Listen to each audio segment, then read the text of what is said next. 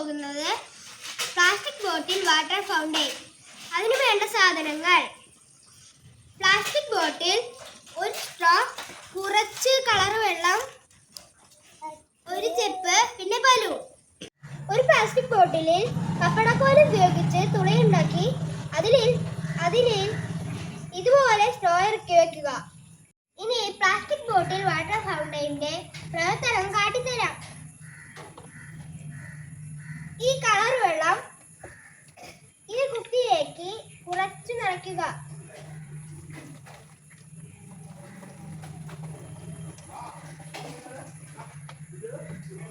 ഇപ്പോൾ ഇതിനുള്ളിലൂടെ വെള്ളം പോകുന്നില്ല.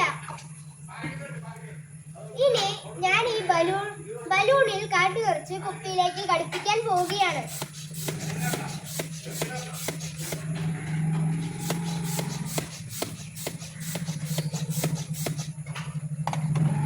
ഇനി ഈ കുപ്പിയിലേക്ക് ഘടിപ്പിക്കാൻ പോവുകയാണ്.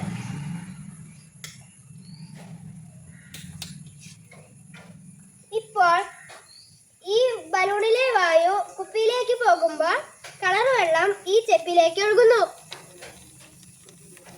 വായു മർദ്ദം കൂടിയ സ്ഥലത്തു നിന്നും മർദ്ദം കുറഞ്ഞ സ്ഥലത്തേക്ക് സഞ്ചരിക്കുന്നു. ബലൂണിനുള്ളിൽ വായു മർദ്ദം കൂടുതലാണ്, കുപ്പിക്കകത്തോ കുറവും. ബലൂണിലെ വായു കുപ്പിക്കകത്തോട്ട് പോകുമ്പോൾ കുപ്പിക്കകത്ത് വായു കൂടുകയും തന്മൂലം കുപ്പിക്കകത്തെ വെള്ളം സ്ട്രോയിലൂടെ പുറത്തേക്ക് ഒഴുകുകയും ചെയ്യുന്നു.